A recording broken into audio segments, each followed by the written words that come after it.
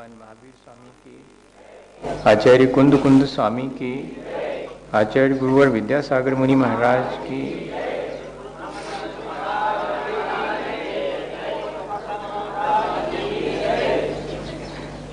हम सभी लोग हमेशा की तरह आज भी अपने जीवन को अच्छा बनाने की प्रक्रिया करने यहाँ इकट्ठे हुए हैं। हमने बहुत प्रकार से इस बात पर विचार किया है कि हमारा जीवन जो शेष रहा है उसे हम अपने पुरुषार्थ से अच्छा बना सकते हैं। हमारे जीवन में सबसे बड़ी पीड़ा हमारी अपनी परतंत्रता की है। यहाँ इस संसार में जो जितना स्वतंत्र है वो उतना ही सुखी है। छोटे छोटे बच्चों को देखते हैं, उन्हें किसी बात की चिंता नहीं होती, वे बहुत निश्चिंत और आनंदित होकर के अपना जीवन जी देते हैं। लेकिन जैसे जैसे हम सबके जीवन में आसक्ति बढ़ती है, हम उतने ही परतंत्र और दुखी हो जाते हैं। किसी और व्यक्ति के द्वारा जब हमें परतंत्र बनाया जाता है तो हम दुख अनुभव करते हैं। हम नहीं चाहते कि कोई हम पर अपना अधिकार बताए और हमें अपने अनुसार चलाए। वो हमें बहुत दुखदाई मालूम पड़ता है।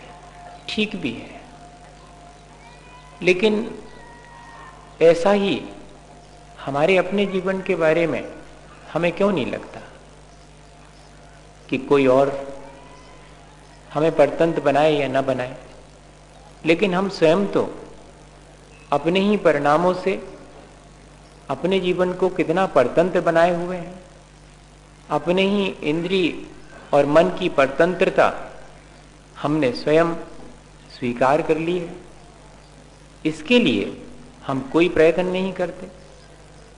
कोई अगर हम पर अधिकार जमाता है, हमें अपने अनुसार कार्य करने के लिए कहता है, तब तो हम उससे मुक्त होना चाहते हैं।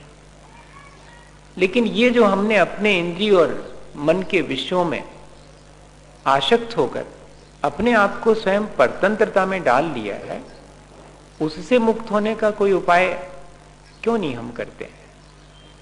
जबकि इंद्रिय और मन के विषयों की परतंत्रता ही हमारे दुख का मूल कारण है। क्योंकि इंद्रिय और मन की आसक्ति और उसके पीछे छिपा हुआ हमारा अज्ञान, ये दोनों ही हमें इस संसार में भटकाते हैं और दुख का कारण बनते हैं।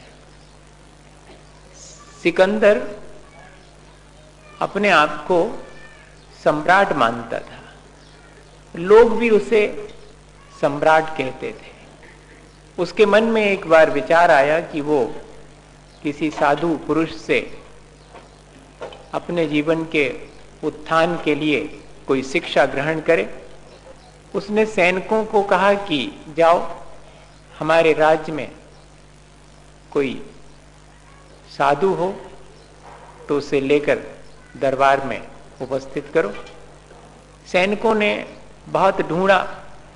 जंगल में एक मुनि महाराज उन्हें दिखाई पड़े। उनसे कहा कि चलिए, हमारे सम्राट ने आपको बुलाया है। तो साधु जी ने कहा कि सम्राट तो मैं स्वयं हूं, मुझे कहीं और जाने की आवश्यकता नहीं है।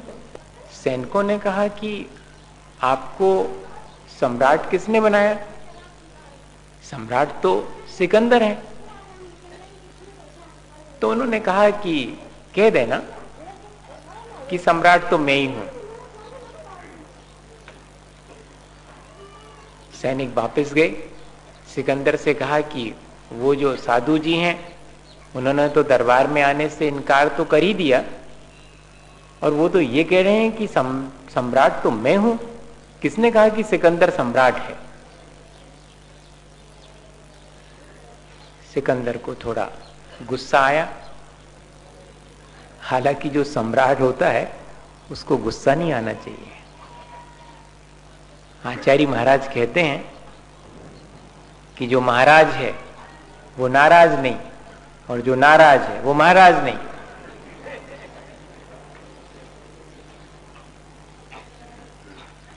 पर सिकंदर ने फिर कहा कि जाओ, कहना कि सम्राट ने तुम्हें बुलाया है, अगर तुम नहीं आओगे तो तुम्हें उनकी नाराजी का फल भोगना पड़ेगा, तैयार रहो इसके लिए। सैनिकों ने फिर से जाकर कहा तो साधु ने मुस्कुराकर कहा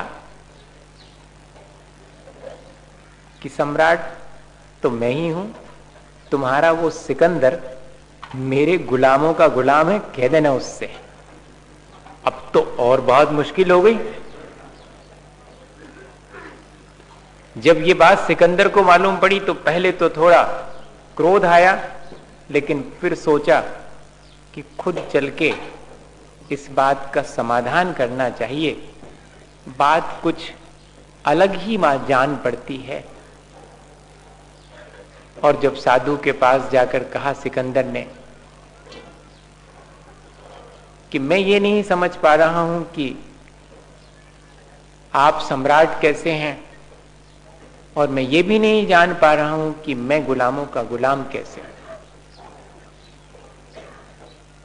तो महाराज ने कहा कि मुझे किसी चीज की आकांक्षा नहीं है, मैं किसी भी के वश में नहीं हूं,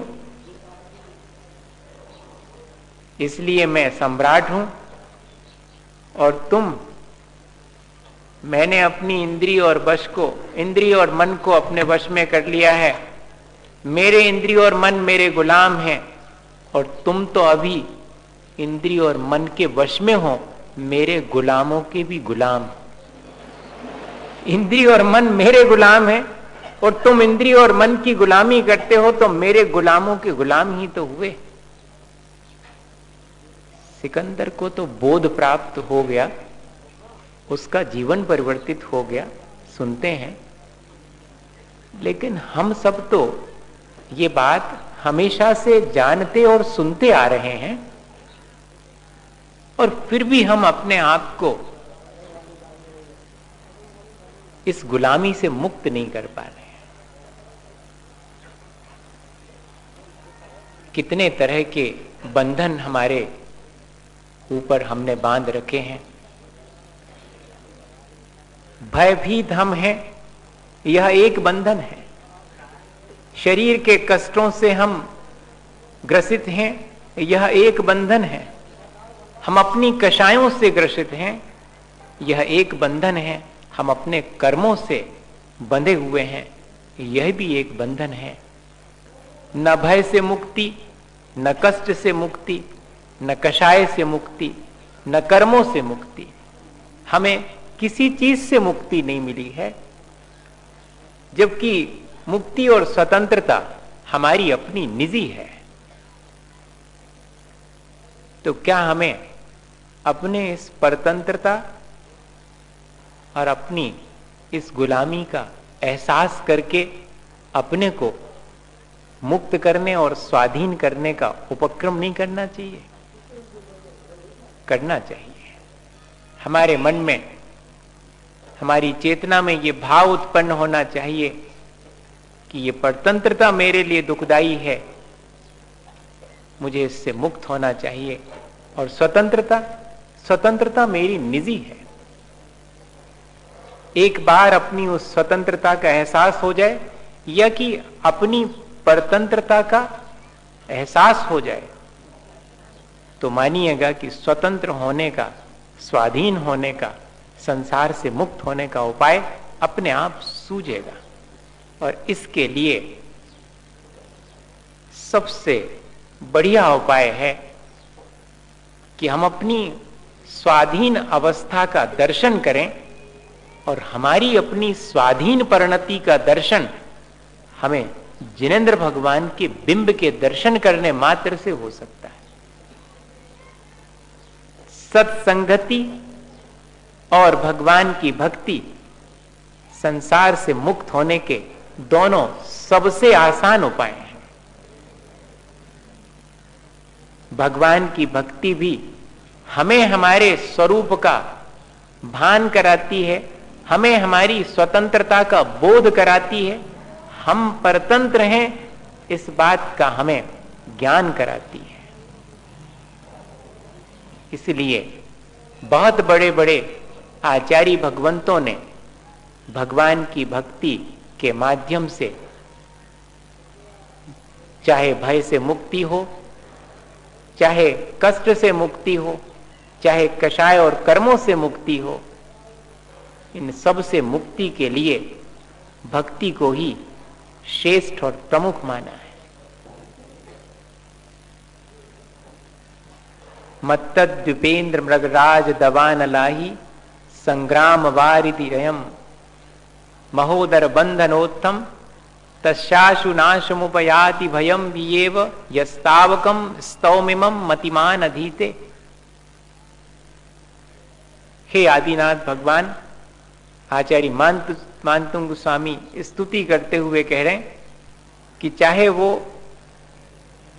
कषायें हों जो हमारे भीतर हमें बंधन में डालने के लिए कारण बनती हों, चाहे हमारा अपना अज्ञान भाव हो जिसके कारण अपने स्वरूप को ना पहचान करके और भयभीत हों, अपने जन्म मरण के भय से मुक्त ना हो पा रहे हों, और चाहे वो शरीर और उससे उत्पन्न होने वाले कष्ट हों या कि कर्मों का बंधन हो, इन सब से मुक्त होने का उपाय आपकी स्तुति ही है।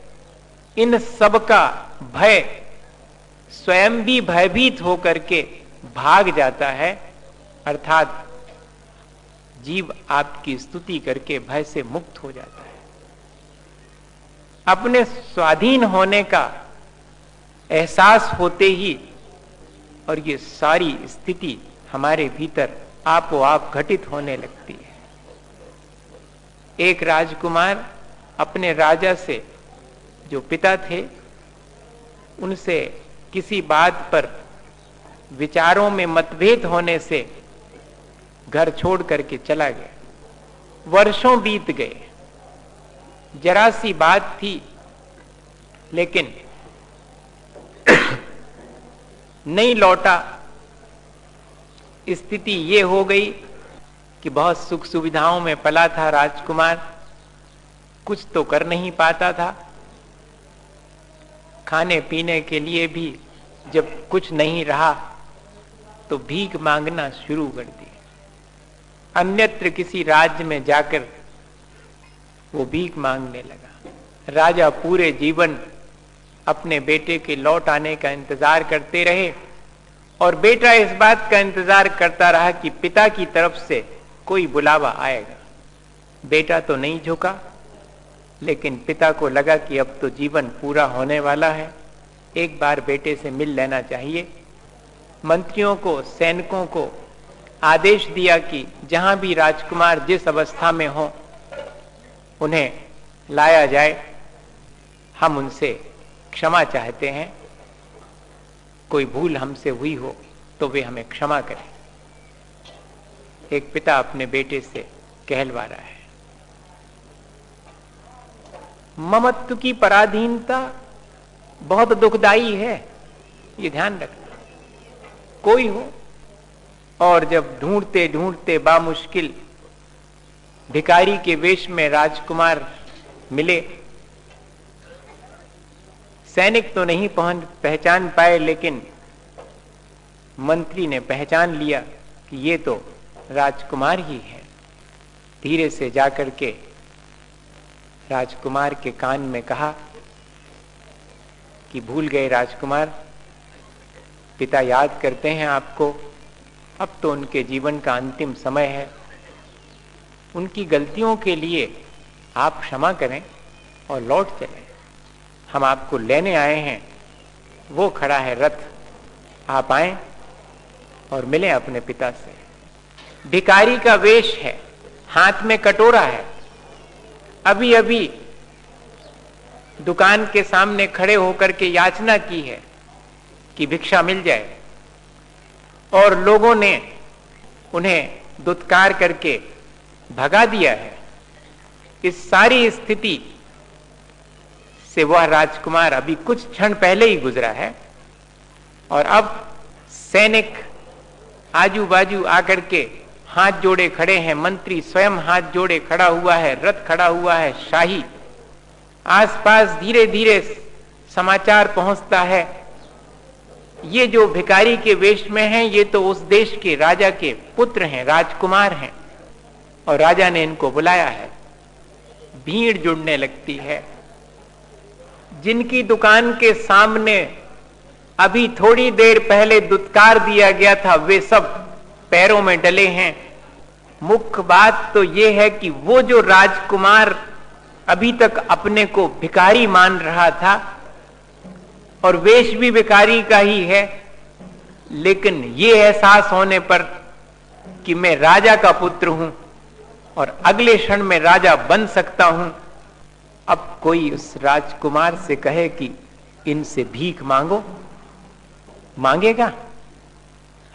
अब कोई उस राजकुमार से पूछे कि भिखारी के वेश में होने पर भी तुम्हें क्या महसूस हो रहा है, तो वो यही कहेगा कि कौन कहता है कि मैं भिखारी हूं, मैं सम्राट हूं, अगले क्षण में सम्राट होने वाला हूं। ऐसा बोध क्या हमें जागृत नहीं हो सकता?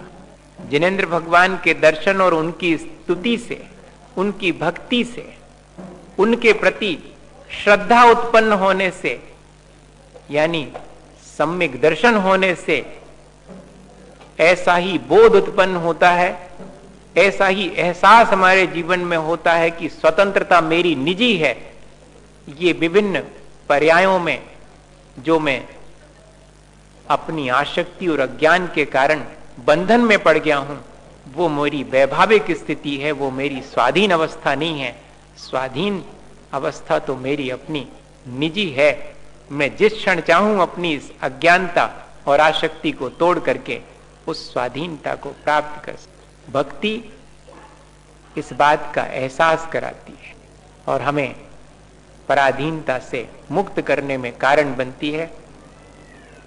अब हम आने वाले समयों में विभिन्न आचार्यों ने जो भक्ति करके और मुक्त होने का उपाय बताया है, उस पर ही विचार करेंगे। एक ही भावम गतिव मया या स्वयं कर्म बंधो घोरम दुखम भव भव गतो दुर्निवारः करोति तस्याप्यस्य त्वयि जिनरवे भक्तिरुन्मुक्त ये चेत जेतुम शक्यो भवति न तया को परस्ताप हेतु। वादिराज महाराज जो कि भक्ति में निष्णात हैं, वे कह रहे हैं भगवान जिनेंद्र की भक्ति करते हुए कि यह जो देह मेरे साथ एक मेक हुई दिखाई पड़ती है, और यह जो कर्मों का बंधन मेरे साथ एक मेक पने को प्राप्त हो गया है, जो जन्म जन्मांतरों में मेरे साथ जाकर के मुझे अत्यंत दुख देता है और जिसका निवारण करना सहज साध्य नहीं है, वह भी हे जिन भगवान रूपी सूर्य, हे जिन रवे, आपकी भक्ति के द्वारा वह कर्मों का बंधन भी नष्ट हो जाता है, तब संसार का और कौन सा संताप है जिससे कि मुक्त ना हुआ जा सके। इस आत्मविश्वास और भगवान के प्रति अत्यंत श्रद्धा से भक्ति की शुरुआत करते हैं वादिराज महाराज। वास्तव में उनके भीतर जो भगवान के प्रति श्रद्धा है, वो उन्हें ये कहने का साहस दे रही है कि आपकी भक्ति मैं करूंगा, आपकी स्तुति करूंगा, तो मैं कर्मों के बंधन से मुक्त हो जाऊंगा। तब फिर ये छोटी छोटी चीजें, ये छोटे छोटे से संताप, ये दुख जिनसे कि मैं इस संसार में ग्रसित हूं, उनसे क्या मुक्त नहीं हो पाऊंगा? अवश्य मैं उनसे भी मुक्त हो जाऊंगा। वास्तव में दुख संसार नहीं देता, दुख का कारण मैं अपने भीतर ही झांक करके देखूं तो दिखाई पड़ेगा कि मेरे अपने स्वरूप से मेरी अनभिज्ञता वही वास्तव में दुख का कारण है। और स्वरूप से अनभिज्ञ होकर के मैं पर पदार्थों में अपनेपन का जो भाव रखता हूं, उस अज्ञानता के चलते जो पर पदार्थों में मैं आसक्त हो जाता हूं, वह भी मेरे दुख का कारण है। और जब आपके दर्शन करता हूं, आपके गुणगान करता हूं, तो मुझे अपने स्वरूप का बोध होता है, पर पदार्थों से मेरी आसक्ति घटने लगती है और मैं कर्मों के बंधन से सहज रूप से ही मुक्त होने लगता हूं। सचमुच जब आपकी स्तुति भक्ति मुझे कर्मों के बंधन से मुक्त कर देगी तो संसार के दुख से तो मुक्ति बहुत आसान हो जाएगी। सब जीव यहाँ पर संसार के दुखों से ही मुक्त होना चाहते हैं। उसका सहज सा उपाय है भगवान जिनेंद्र के प्रति हमारी भक्ति हो और जिससे हमें स्वरूप का बोध हो और पर पदार्थों के प्रति हमारी आसक्ति घटे, ममत्व भाव घटे, तो सहज रूप से हम मुक्त होकर के दुख से बच सकते हैं। विशाखा मां थी जिसके एक ही बेटा था और अचानक ही रोग से ग्रसित होने पर उसका देहावसान हो गया। 12 वर्ष के अपने उस इकलौते पुत्र के मरण से विशाखा अत्यंत दुखी हो गई। सबने उसे धैर्य बंधाया, लेकिन उसका मन इस घटना से अत्यंत विचलित हो गया। एक साधु के चरणों में जाकर के निवेदन किया कि भगवान मुझे धैर्य बंधाएं, मैं बहुत दुख में हूं। साधु ने कहा कि विशाखा, तुम्हें क्या दुख है? यही भगवान कि मेरे एक तो पुत्र था और उसका भी देहावसान हो गया। अच्छा विशाखा, अगर इस वैशाली के जितने भी पुत्र हों वो सब तुम्हारे हो जाएं तो तुम्हें कैसा लगेगा? भगवान, तब तो बहुत आनंदित होंगी मैं। अगारी वैशाली के बच्चे मेरे पुत्र हो जाएं तब तो मुझे बहुत हर्ष होगा, बहुत आनंद होगा। तो दूसरी बात मैं ये पूछना चाहता हूं विशाखा कि वैशाली में कोई ना कोई पुत्र तो रोज ही मरता होगा। हाँ भगवान, इतने बड़े वैशाली में एक ना एक किसी ना किसी का पुत्र तो रोज मरता होगा। तो फिर विशाखा, यदि सारे पुत्र तुम्हारे होंगे तब तो तुम्हें रोज ही दुख होगा, फिर सब पुत्र तुम्हारे हो जाएं, इस बात का सुख तो तुम्हारा नष्ट ही हो जाएगा। अब विचार करते ही विशाखा की आंख खुल गई। जिसके 100 सगे उसके 100 दुख, और जिसने सबको अपना मान लिया लेकिन ममत्व भाव छोड़ करके अपना माना है, उसके कोई दुख नहीं है। मेरे अपने जीवन में जो मैं ममत्व रखता हूं जिस चीज के प्रति, उस चीज के अभाव में मैं स्वयं दुखी होता हूं, उसके सद्भाव में मैं थोड़ी सुख का अनुभव करता हूं। और अगर मैं इन वस्तुओं से अनासक्त हो जाऊं तो मैं सुख दुख दोनों से ही ऊपर उठ सकता हूं, दोनों से ही मुक्त हो सकता हूं। सीधा सा उपाय है मुक्ति का। हमें इन छोटी छोटी बातों से शिक्षा लेनी चाहिए और अपने जीवन में अपने स्वरूप का बोध करके पर पदार्थों को, इस देह को भी पर मान करके जो आसक्ति है उससे घटाना चाहिए, जो ममत्व भाव है उससे घटाना चाहिए। भगवान की भक्ति हमारे जीवन को अज्ञान और ममत्व दोनों से बचाने में सक्षम है। इसलिए हमें भगवान की भक्ति करने के लिए तत्पर होना चाहिए।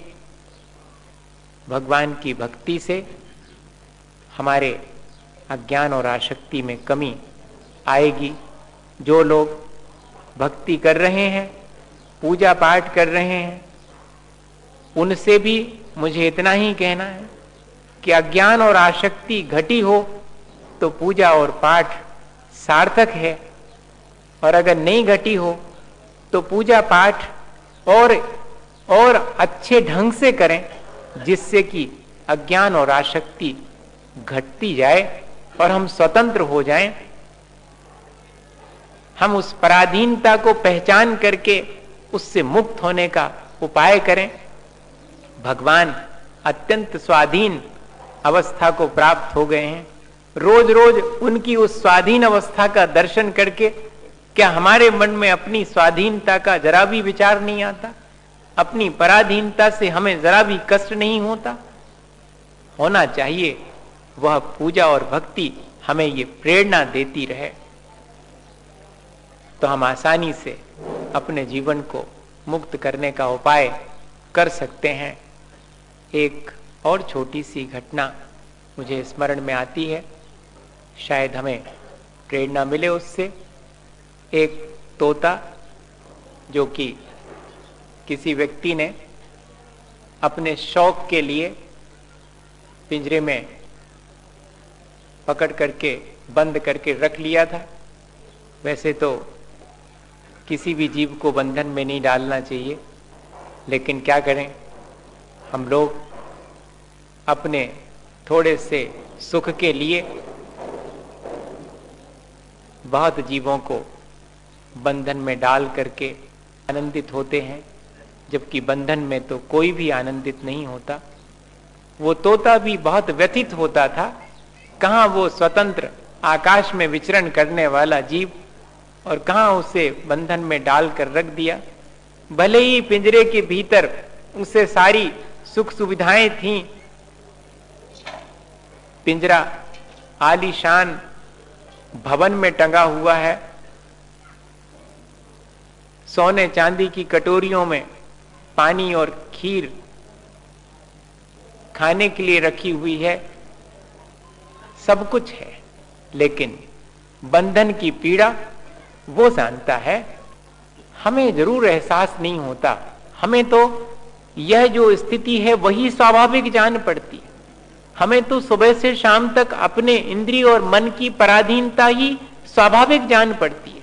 हमें कभी अपने इंद्रिय और मन की पराधीनता नहीं लगी, तभी तो हम सुबह से शाम तक उसी में लगे हुए हैं और अपने दुख का उपाय अपने हाथ से करते हैं, और फिर कहते हुए पाए जाते हैं कि क्या करें, बहुत दुखी हूं इस संसार में। लेकिन उस तोते को देखें कि वो सारे अपार वैभव और ठाट बाट के बीच भी इस बात के लिए चिंतित है कि कैसा करूं जिससे कि मैं मुक्त हो जाऊं। उसे मालूम पड़ा कि कोई साधु महाराज आए हैं, जिनके दर्शनार्थ, जिनकी पूजा भक्ति के लिए ये सेठ जी रोज जाते हैं।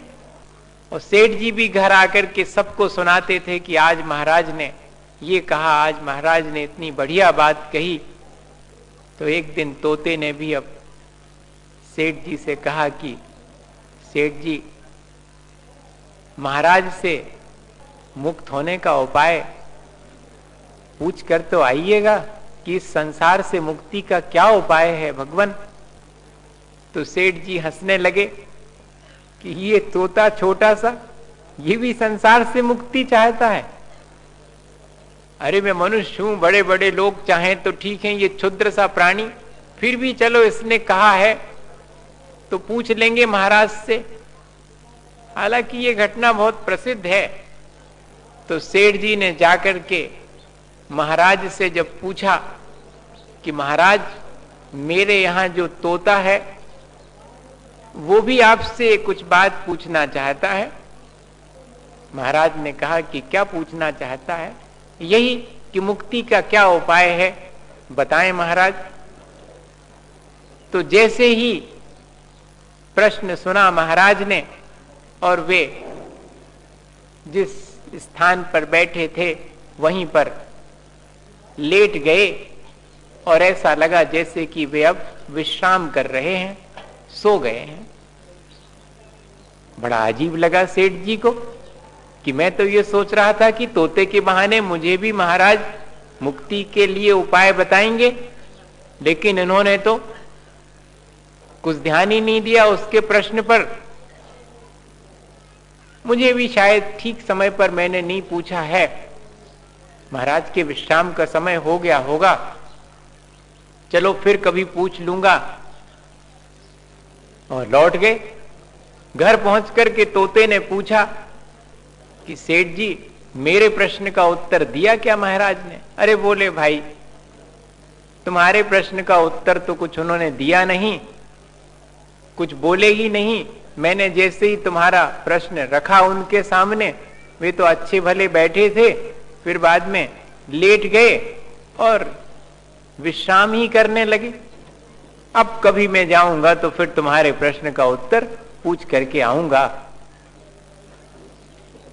तोता मन ही मन मुस्कुराया कि सेठ जी मेरा उत्तर तो मिल गया। और अगले दिन सुबह सारे घर में हल्ला मच गया कि तोता तो न खाता है, न पीता है, न आंख खोलता है, वो तो निडाल होकर के, शिथिल होकर के पिंजरे में पड़ा है। क्या पता प्राण है या नहीं है, या आयु पूरी हो गई, लगता तो ऐसा ही है। अब क्या करें, क्या करें? पिंजरा खोलो, पिंजरा खोलो, निकालो उसको, उपचार करेंगे उसका, कहीं ऐसा ना हो कि मर ही गया हो। तो जैसे ही पिंजरा खोल करके और तोते को बाहर निकाला, तोता उड़ करके पेड़ पर बैठ गया और कहा कि मेरी मुक्ति का उपाय तो महाराज ने बता दिया था।